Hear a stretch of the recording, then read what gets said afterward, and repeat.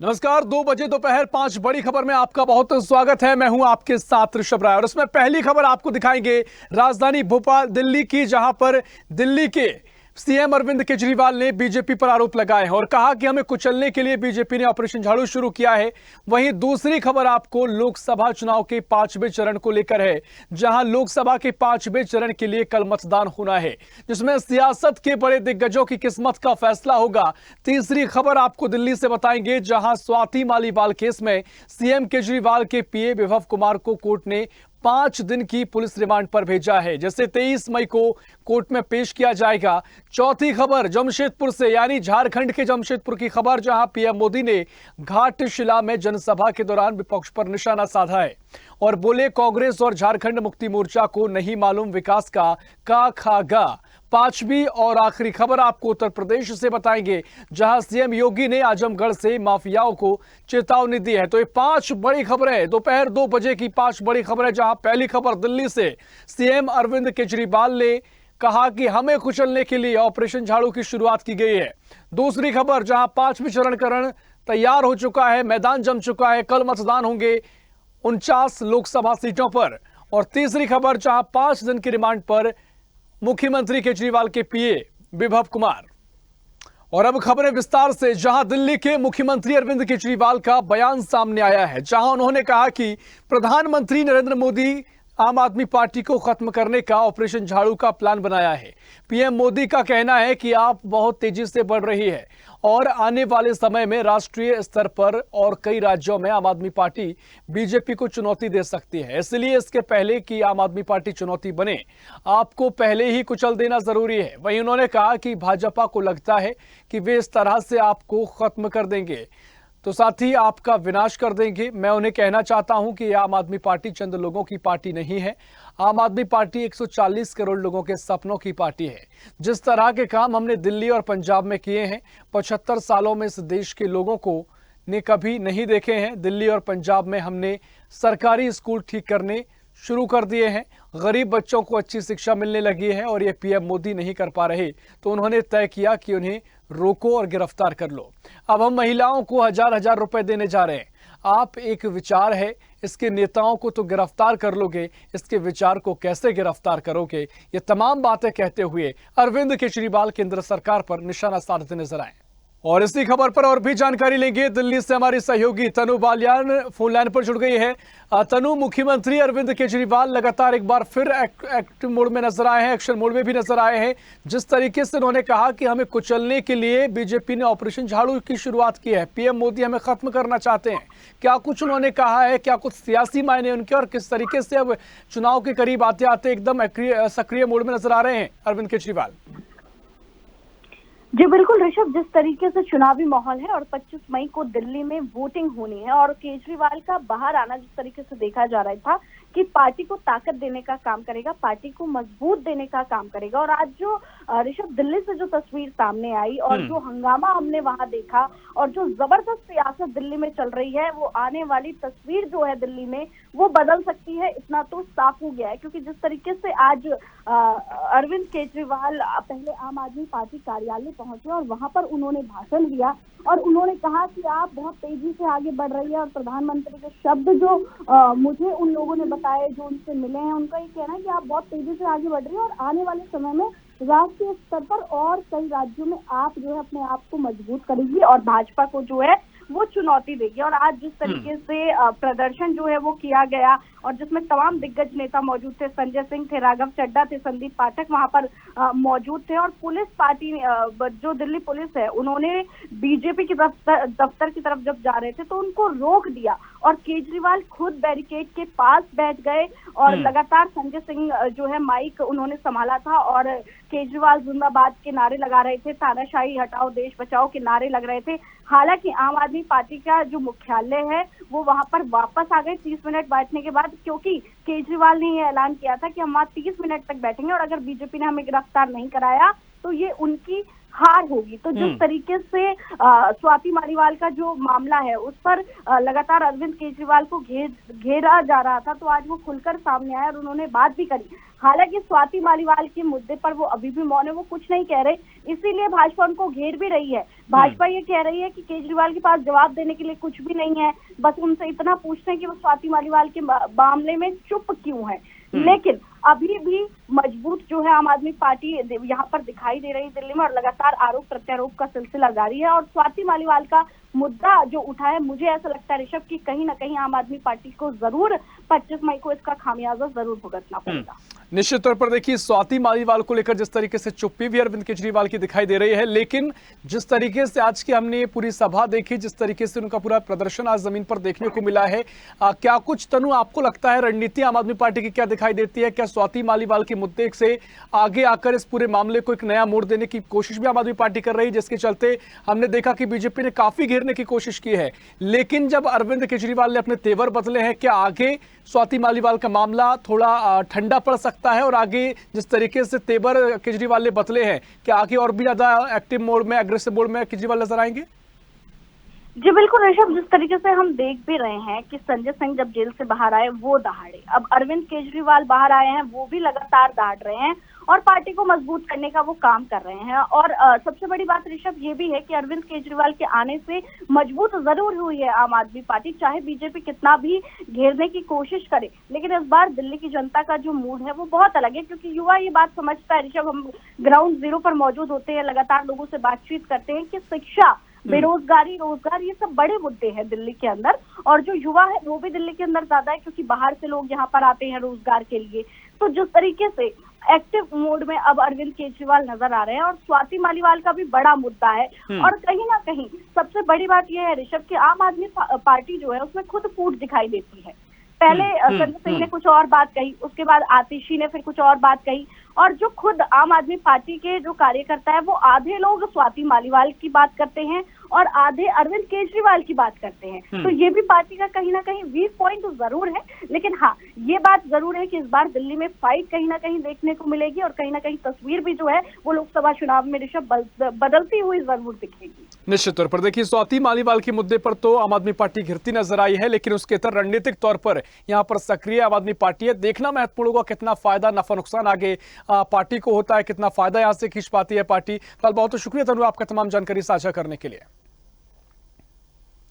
और रुक करेंगे अगली खबर की ओर, जहां लोकसभा चुनाव के 5वें चरण का मतदान कल होना है। इस चरण में 49 लोकसभा सीटों पर 20 मई को मतदान होगा। 5वें फेज के चुनाव में सबसे ज्यादा सीटें उत्तर प्रदेश में हैं।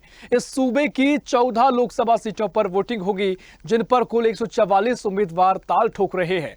5वें चरण में जिन राज्यों में चुनाव होना है उनमें उत्तर प्रदेश की 14, महाराष्ट्र की 13 सीटें हैं, बिहार की 5, झारखंड की 3 सीटें हैं, ओडिशा की 5, पश्चिम बंगाल की 7, जम्मू कश्मीर की 1 लोकसभा सीट शामिल है। लद्दाख की 1 सीट पर वोटिंग कराई जाएगी। और इस चरण में बड़े चेहरों की बात करें तो 5वें चरण में लखनऊ से रक्षा मंत्री राजनाथ सिंह मैदान में हैं, अमेठी से स्मृति ईरानी मैदान में हैं, रायबरेली से कांग्रेस नेता और पूर्व अध्यक्ष राहुल गांधी मैदान में हैं, मुंबई उत्तर मध्य से उज्जवल निगम और मुंबई उत्तर से पीयूष गोयल केंद्रीय मंत्री, बिहार में सारण सीट से राजीव प्रताप रूढ़ी और रोहिणी आचार्य के भाग्य का फैसला भी होगा। इसके अलावा पूर्व मुख्यमंत्री उमर अब्दुल्ला समेत कई हाई प्रोफाइल चेहरे भी शामिल बताए जा रहे हैं। बिहार की हाजीपुर सीट पर भी 20 तारीख को वोटिंग होगी, यानी कल वोटिंग होना है, जहां चिराग पासवान उम्मीदवार है। 5वें चरण की वोटिंग के दौरान लोगों की नजरें खासतौर पर महाराष्ट्र और उत्तर प्रदेश पर टिकी हुई हैं। महाराष्ट्र की 13 सीटों पर वोटिंग से राजनीतिक दलों का भविष्य तय होगा। इन प्रदेशों से 695 उम्मीदवार चुनावी मैदान में हैं। कुल मिलाकर कल का दिन एक और महत्वपूर्ण चरण के साथ सुबह की शुरुआत होगी और 5वें चरण में लोकसभा की 49 सीटों पर वोटिंग की जाएगी। 695 उम्मीदवार अपना भाग्य आजमाएंगे। दिग्गजों की किस्मत कल ईवीएम में कैद हो जाएगी और कल का दिन काफी महत्वपूर्ण 24 चरण तैयार हो चुका है। और इसी खबर पर और भी जानकारी के लिए उत्तर प्रदेश स्टेट हेड वंदना रावत हमारे साथ और भी जानकारी के लिए फोन लाइन पर जुड़ गई हैं। अब वंदना जी, कल का दिन महत्वपूर्ण 5वें चरण के लिए वोटिंग होगी। उत्तर प्रदेश की सबसे ज्यादा 14 सीटों पर वोटिंग की जाएगी। कुल 49 सीटें हैं अलग अलग राज्यों की। किस तरीके से यूपी में तैयारी, क्या कुछ आगे की तस्वीर नजर आएगी? देखिए ऋषभ, 5वें चरण का चुनाव 20 मई यानी कि कल सोमवार को होना है, जिसमें से 8 राज्यों और केंद्र शासित प्रदेशों की अगर बात करें तो कुल 49 सीटों पर मतदान होगा। 4 चरणों में अभी तक 369 सीटों पर वोटिंग हो चुकी है और 5वें चरण के साथ कुल 428 सीटों पर चुनाव संपन्न हो जाएगा।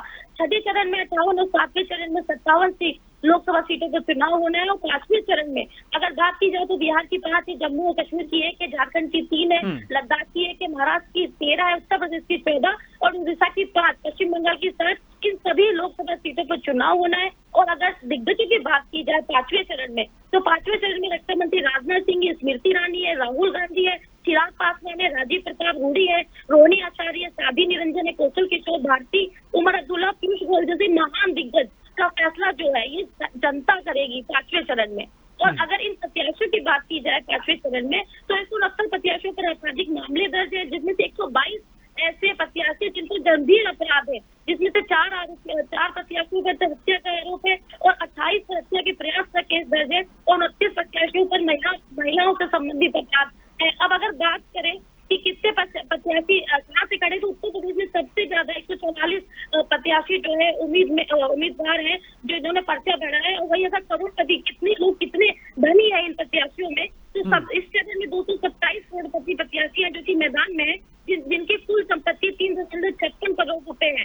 और झांसी के जो सबसे अमीर प्रत्याशी वो अनुराग शर्मा है, जिनके पास 212 करोड़ की अधिक संपत्ति है। और इसमें से एक प्रत्याशी ऐसा भी है जिनमें से अपनी संपत्ति से शून्य घोषित करती है। बात करते हैं उत्तर प्रदेश की 14 सीटों पर। तो जो 14 सीटें हैं, तो 14 सीटों में 13 सीटों पर 2019 से भारतीय जनता पार्टी का कब्जा था। और 5वें चरण में जो 11 मौजूदा सांसद हैं, उसमें से 11 जो सांसद है उनको टिकट भारतीय जनता पार्टी ने दिया है, जबकि 12 की 80 सीटें केसरगंज में नए उम्मीदवार को उतारा है क्योंकि भूषण सिंह का टिकट काट दिया। तो अब क्या है कि कल 5वें चरण की वोटिंग है, तो मोहनलालगंज, लखनऊ, रायबरेली, अमेठी, जालौन, झांसी, हमीरपुर, बांदा, फतेहपुर, कौशाम्बी, बाराबंकी, फैजाबाद, कैसरगंज और गोंडा सीटों में यहाँ पर वोटिंग होनी है। और इसमें मेन जो मुख्य किरदार निभाने वाले हैं कल के 5वें चरण में, वो राजनाथ सिंह, स्मृति ईरानी, राहुल गांधी और इसके अलावा 4 केंद्रीय मंत्री हैं जिनका भाग्य ये कल का चुनाव करेगा। और सबसे महत्वपूर्ण चीज है लोकसभा, क्योंकि लखनऊ लोकसभा, अगर लखनऊ लोकसभा की बात करें तो राजनीति में लखनऊ का अहम स्थान है। कहते हैं कि लोग लखनऊ जो जीतता है वही सरकार बनाता है। और राजनाथ सिंह लगातार 2014-2019 से लखनऊ जीतते आ रहे हैं और अब हैट्रिक लगाने के लिए 2024 में फिर से भारतीय जनता पार्टी ने उनको उतारा है। वही अगर एनडीए गठबंधन की बात करें तो वहां से आपके मल्होत्रा को उतारा गया है। वहां से अब ये देखना होगा कि क्या राजनाथ वापस से यहाँ हैट्रिक लगाते। अब हॉट सीट की बात कर लेते हैं, राहुल गांधी की रायबरेली, अमेठी। तो अमेठी एक बार फिर से वहाँ से स्मृति ईरानी है, तो वह दूसरी तरफ कांग्रेस की तरफ से किशोरी लाल और रायबरेली जो राहुल गांधी चुनाव लड़ रहे, तो रायबरेली लगातार 20 साल से कांग्रेस के कब्जे में रही है। अब भारतीय जनता पार्टी, क्योंकि अगर 14 सीटों की बात करें तो 13 तो ऑलरेडी भारतीय जनता पार्टी का कब्जा था ही, लेकिन एक सीट थी रायबरेली। तो इस बार भारतीय जनता पार्टी की सबसे बड़ी चुनौती होगी रायबरेली की सीट। निश्चित तौर पर हमने देखा कि अमित शाह ने भी सभाएं की हैं, दिग्गजों ने सभाएं कर तमाम तरीके से रायबरेली में राहुल गांधी को घेरने की कोशिश जरूर की है। लेकिन कल का दिन महत्वपूर्ण, देखना बड़ा दिलचस्प होगा कि क्या कुछ मुकाबला यहां नजर आएगा। फिलहाल बहुत शुक्रिया वंदना जी आपका तमाम जानकारी हम तक पहुंचाने के लिए। और अब बात अगली खबर की, जहां आम आदमी पार्टी की राज्यसभा सांसद स्वाति मालीवाल से मारपीट के मामले में दिल्ली के सीएम अरविंद केजरीवाल के पर्सनल असिस्टेंट पीए विभव कुमार को 5 दिन की पुलिस रिमांड पर भेज दिया गया है। दिल्ली पुलिस ने विभव की 7 दिन की कस्टडी मांगी थी, जहां कोर्ट ने पुलिस को 5 दिन की रिमांड दी है, जिसके बाद विभव कुमार को 23 मई को कोर्ट में पेश किया जाएगा। वहीं विभव की गिरफ्तारी के बाद मालीवाल ने सोशल मीडिया पर पोस्ट किया, जिसमें उन्होंने लिखा कि विभव ने उन्हें थप्पड़ और घूंसे मारे हैं, लाते मारी हैं। साथ ही उन्होंने कहा कि क्राइम सीन रिक्रिएशन के लिए दिल्ली पुलिस विभव को सीएम हाउस ले जा सकती है। तो ऐसे में तमाम मुश्किलें विभव कुमार की बढ़ती नजर आई हैं और उनको 5 दिन की कस्टडी में भेजा गया है। और इसी खबर पर और भी जानकारी लेंगे। दिल्ली से हमारे सहयोगी इरफान खान फोन लाइन पर जुड़ गए हैं। इरफान, अरविंद केजरीवाल के पीए विभव कुमार की मुश्किलें लगातार बढ़ती जा रही हैं। उनकी 5 दिन की पुलिस कस्टडी में उन्हें भेजा गया है। 23 तारीख को कोर्ट में पेश किया जाएगा। क्या कुछ फिलहाल इस मामले को लेकर अपडेट है और क्या कुछ तस्वीर आप सियासी रूप से और जिस तरीके से माहौल बना हुआ है आप देख रहे हैं? जी हाँ ऋषभ, जिस तरह आम आदमी पार्टी की राज्यसभा सांसद स्वाति मालीवाल ने जो मारपीट के आरोप लगाए थे, जिसके मद्देनजर दिल्ली पुलिस ने मुख्यमंत्री अरविंद केजरीवाल के पर्सनल पीए को फिलहाल गिरफ्तार किया था और 7 दिन की कोर्ट से रिमांड मांगी थी, लेकिन कोर्ट ने उनको 5 दिन की रिमांड के आदेश दिए हैं। इसके बाद अगर हम देखें 23 मई को विभव को कोर्ट में पेश होना है, लेकिन उससे पहले अगर हम बात करें सियासत की तो दिल्ली में आम आदमी पार्टी और बीजेपी के बीच सियासत चरमराती नजर आ रही है। इसी को लेकर आज आम आदमी पार्टी ने एक बीजेपी मुख्यालय पर प्रदर्शन किया है, विरोध प्रदर्शन किया है, जिसमें उन्होंने नारा दिया है जेल का जवाब वोट से। महिला सुरक्षा को लेकर अगर बात करें तो बीजेपी कहीं ना कहीं आम आदमी पार्टी पर हमलावर है कि बीजेपी का जो आरोप है वो यही है कि महिला सुरक्षा को लेकर आम आदमी पार्टी लगातार बीजेपी पर आरोप प्रत्यारोप लगाती नजर आ रही थी। लेकिन आज आम आदमी पार्टी के ही जो है कार्यकर्ताओं द्वारा या उनके पर्सनल के द्वारा महिला से जिस तरह मारपीट का मामला आ रहा है उसको लेकर कहीं ना कहीं बीजेपी निश्चित तौर पर सियासत भी गरमाई है, देखना बड़ा महत्वपूर्ण होगा। इरफान, क्या कुछ आगे की तस्वीर नजर आएगी? फिलहाल बहुत शुक्रिया आपका तमाम जानकारी हमसे साझा करने के लिए। और रुक करेंगे अगली खबर की ओर, जहां कल 5वें चरण के लिए 8 राज्यों की 49 सीटों पर मतदान होना है। तो इसके साथ ही 6वें चरण के मतदान के लिए पीएम मोदी सहित तमाम दिग्गज नेता हुंकार भर रहे हैं। इसी क्रम में आज पीएम मोदी ने झारखंड के जमशेदपुर में चुनावी सभा को संबोधित किया। इस दौरान उन्होंने विपक्ष पर जमकर निशाना साधा। पीएम मोदी ने राज्य की सत्तारूढ़ पार्टी झारखंड मुक्ति मोर्चा को घेरा। उन्होंने झारखंड मुक्ति मोर्चा पर झूठ बोलने का आरोप लगाया। पीएम मोदी ने कहा, कांग्रेस और झारखंड मुक्ति मोर्चा जैसी पार्टियों ने झारखंड को हर मौके पर लूटा है। कांग्रेस को उन्होंने झूठ की जर्नी बताया। और इसी खबर पर और भी जानकारी के लिए हमारे सहयोगी धर्मेंद्र हमारे साथ फोन लाइन पर जुड़ गए हैं। धर्मेंद्र, पीएम मोदी ने जमशेदपुर में सभा को संबोधित किया है, कांग्रेस पर निशाना साधा है और जिस तरीके से आरोप तमाम लगाए हैं झारखंड मुक्ति मोर्चा को लेकर भी तमाम बातें कही, क्या कुछ पीएम मोदी ने सियासी मायने उनके भाषण के? बिल्कुल सही आपने बातें कही। जिस तरह से पीएम जिस तरह से विपक्ष का हाथों लिया, आड़े लिया है, पहले तो वहां की सरकार पर जमकर निशाना साधा। उन्होंने कहा कि जिस पार्टी को विकास के नाम पर खोज की जानकारी नहीं तो विकास की क्या बात करेंगे। हाँ, इतना जरूर है कि झारखंड मुक्ति मोर्चा वहां की सरकार जिस तरह से वहां के लोगों को लूटा है, अपना खजाना भरा है, यह सबसे बड़ी बात है वहां के लिए। जनता को इन पार्टियों से लेना देना नहीं बल्कि अपनी खजाना भरना है, यह सबसे बड़ी चीज है उन्होंने कहा। और स्पष्ट रूप से कहा कि अब भी जो देख रहे हैं परिस्थिति जिस तरह से कहता हम न खाएंगे न खाने देंगे, इस बात को लेके विपक्षी परेशान रहता है। और हम यही कहते हैं कि न खाएंगे न खाने देंगे, जिसका परिणाम निश्चित तौर पर तमाम बातों को लेकर पीएम मोदी यहां पर विपक्षी दलों पर हमला बोलते नजर आए हैं। देखना महत्वपूर्ण होगा क्या कुछ यहां मुकाबला देखने को मिलेगा। फिलहाल बहुत शुक्रिया धर्मेंद्र आपका तमाम जानकारी हम तक पहुंचाने के लिए। और इसी के साथ रुक करेंगे अगली खबर की ओर, जहां सीएम योगी आदित्यनाथ ने आजमगढ़ में चुनावी रैली को संबोधित किया और कहा कि अब कोई गुंडा और कोई माफिया किसी गरीब की, व्यापारी की और किसी बेटी की सुरक्षा का खतरा नहीं बन सकता। यही कारण है कि गुंडे और माफियाओं के सरगना अब चुनाव में डर रहे हैं, जिस पर सीएम योगी ने कहा कि चिंता ना करो, जो कुछ भी बचा है चुनाव के बाद पूरा हो जाएगा।